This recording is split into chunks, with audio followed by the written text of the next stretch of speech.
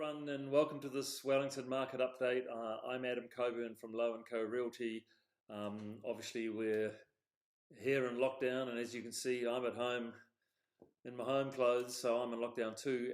Today I want to do a review of the Wellington region market for March 2020 versus March 2019.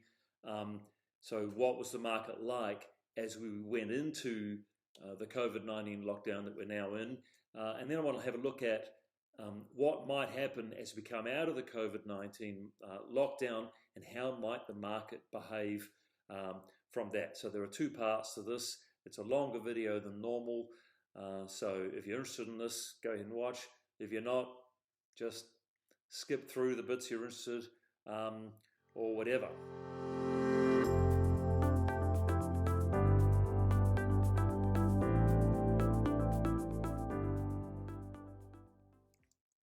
So in summary, the market was really strong going into the COVID-19 lockdown, but what's going to happen after that, that's where it gets a bit trickier and uncertain. So let's get into it. We start by looking at the new listings monthly. In March 2020, 748 new listings versus 944 in March 2019. That's a big drop of 21%. And if indeed you see the 6-month moving average, the red line there, you can see that overall the long-term trend over the last few years has been very gradual reduction in the number of new listings. So certainly the market has remained tight, in fact getting even slightly tighter and tighter over the last few years.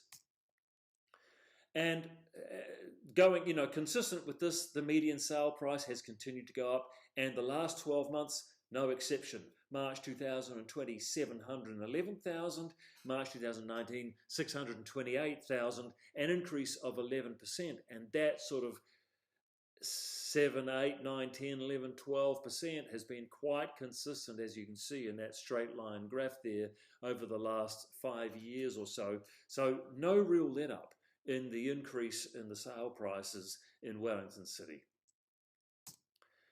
How long has it been taking to sell a property in Wellington?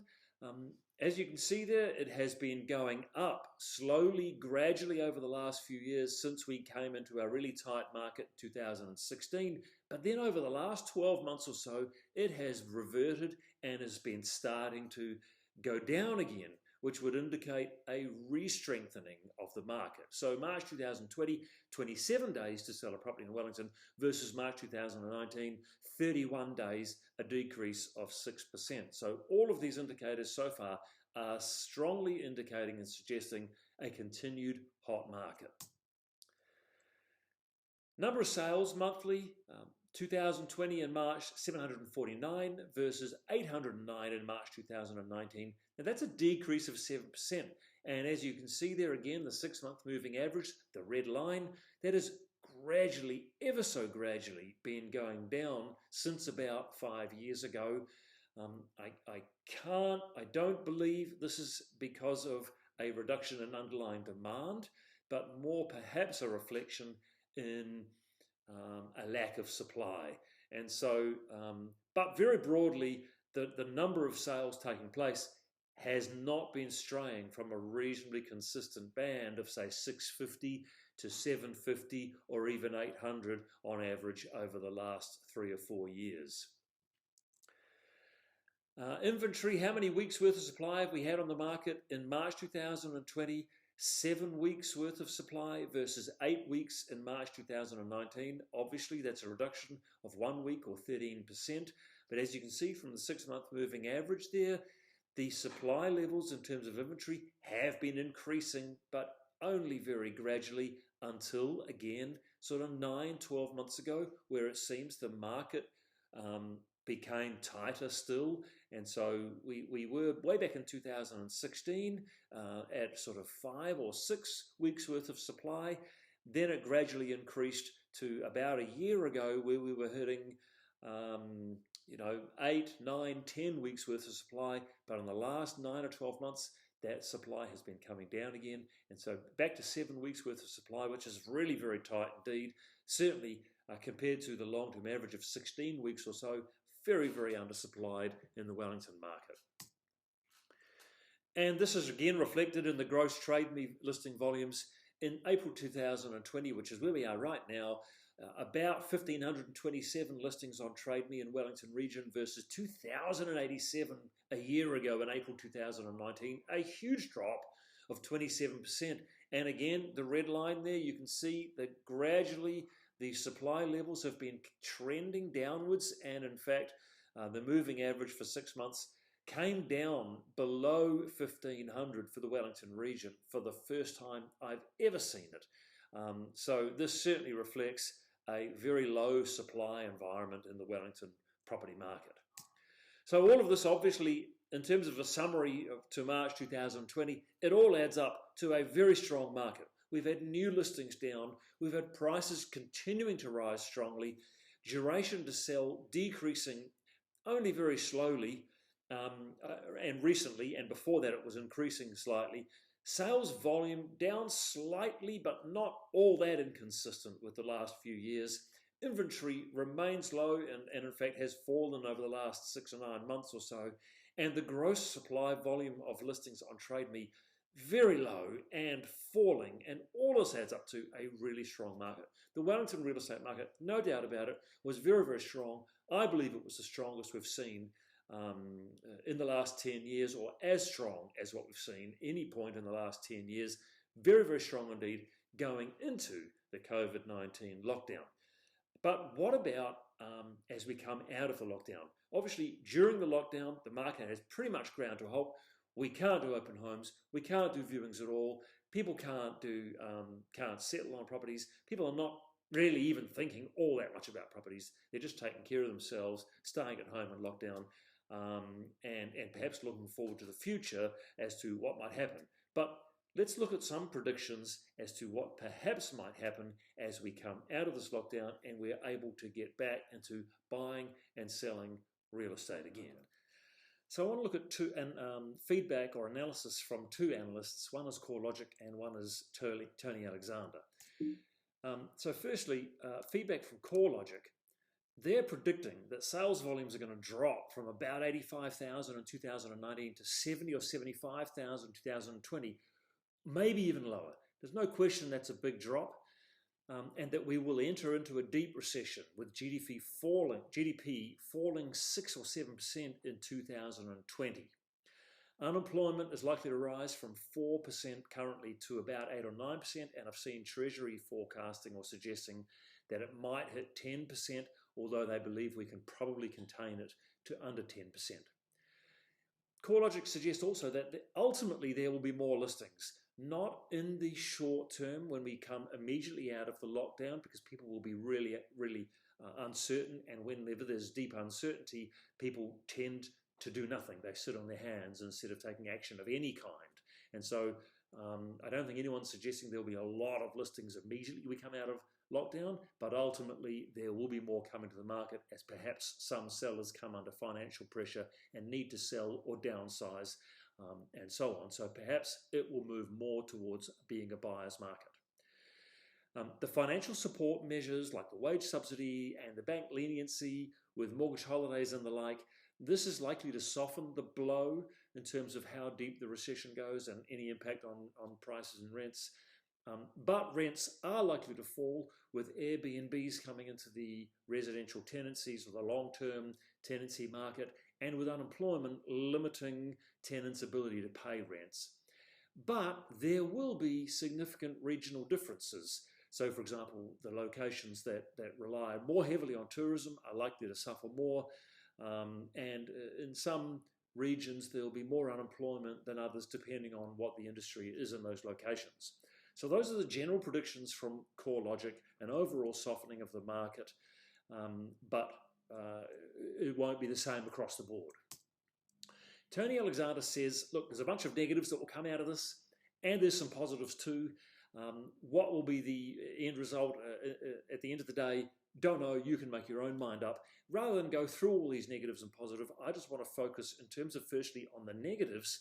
I want to argue why some of these negatives in particular will not be as relevant to Wellington, and therefore the Wellington market will not suffer as much as perhaps the rest of the country might, or in other locations might. So firstly, job losses and loss of job security. So Wellington job market, the Wellington labour market here is, there's a lot of government employment here. Obviously, we're a government town, and so that's much more stable employment. And in fact, there's an argument to suggest that government employment will actually increase because while the economy is contracting, or a risk of contraction, I don't think there's anyone arguing that it might not, but it certainly is probably going to be contracting now, that the government then spend money and bring projects forward, so they hire people and stimulate employment to try and soften the blow of the recession. So Wellington, being a government town, is likely to suffer job losses and loss of job security less than the country overall. Secondly, short-term net migration stalling. Again, Wellington is not a tourist town. It's not a town that relies heavily on tourism, at least not compared to many other locations in New Zealand. Sure, it will impact Wellington, but the loss of net migration is less likely to impact Wellington than it is to impact some other towns. And thirdly, a pullback from the regions. Tony suggests that when it becomes risky, when we enter into a recession, buyers and investors pull back from the regions and head towards the safety of the city. Obviously, Wellington's a city, so that should not suffer from a pullback from the regions. And so for these reasons, I'm confident that any blow to the Wellington real estate market is likely to be less than it is across the whole of New Zealand on average. So that's good news for us here in Wellington. In terms of the positives, there are three things that I want to focus on amongst this considerably long list here. Firstly, higher long-term net migration.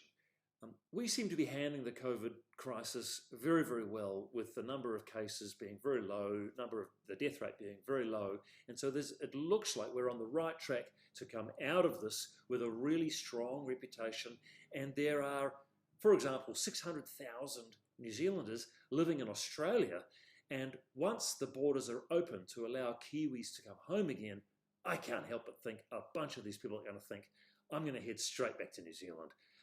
I'm over this situation here where I am now. I've now got, a family with 2 kids. I'm going to head back to home, where it's safe, where it's a beautiful place to live, and where the economy hasn't perhaps been hit as hard as it has in other locations, and where it's safer.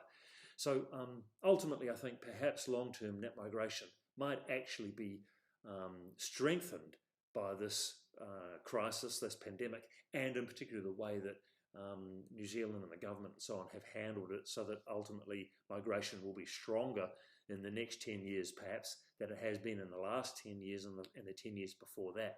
So that will be positive for the housing market. Less outbound travel. I cannot imagine that as we come out of this and our borders are open again, I don't think there's going to be as many Kiwis thinking, right, I'm going to head to the UK, I'm going to head to America, I'm going to head to United Emirates or Asia or whatever, because for the most part, what this crisis has demonstrated is that New Zealand is a safer place to be, not a less safe place to be. And that is going to attract people, or it's going to mean it's less attractive for Kiwis to immigrate overseas. So that will be also good for the housing market. And reduce new developments. The banks are tightening up. There's less appetite for new developments or indeed new lending of any kind. I'm not suggesting people can't get mortgages, but in particular for development finance, that is going to really constrain the ability for developers to bring on new apartment developments, new townhouse developments. So the tightening of supply ultimately will indeed put pressure upwards on prices. So for these 3 reasons in particular, among this quite long list here, I think these are going to stand New Zealand in good stead overall. And so ultimately, the long-term fundamentals remain strong for property. So if I was an investor, if you're an investor thinking about buying something, I would not hesitate to proceed if indeed the numbers still worked.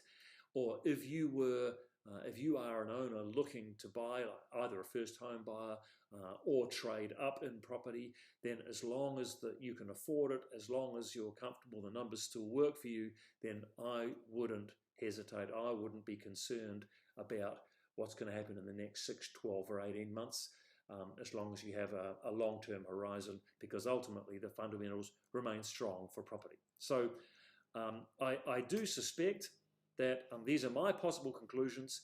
I agree sales volumes are likely to fall significantly. Is that a 10% reduction in sale volumes? Is it 20%? Is it 30%, 40%? Don't know. Can't imagine it's 50%, but they certainly will fall significantly and probably gradually increase again. Everyone seems to agree that prices are likely to fall.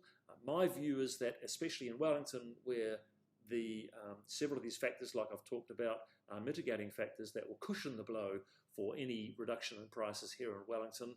But prices are still likely to fall slightly, I believe, in the short term. And rents, I also agree, are likely to fall, but not significantly here in Wellington, again, for the reasons I've described. So Wellington prices and rents, I believe, will fall less than in most other locations. Ultimately, we don't know how much by, but certainly less than in other locations, I believe, around New Zealand. But all this, of course, depends on how long are we going to be in this lockdown for. Fingers crossed it won't be too long. Obviously, the longer we are in lockdown, the deeper the economic impact, the longer the recession is likely to last, and therefore the more impact it's going to have on the property market, Wellington included. But the truth is, who really knows? And only time will tell. So at the end of the day, thanks for listening. Hope this has been useful in some way. Thanks for doing your bit and staying safe, staying home and saving lives, and of course, saving the economy. Of course, if you have any questions or want to chat about property, just reach out 021 409 637 or adam@loveandco.nz. Hope it's been useful. Stay safe in your bubbles, guys, and see you next time. Cheers.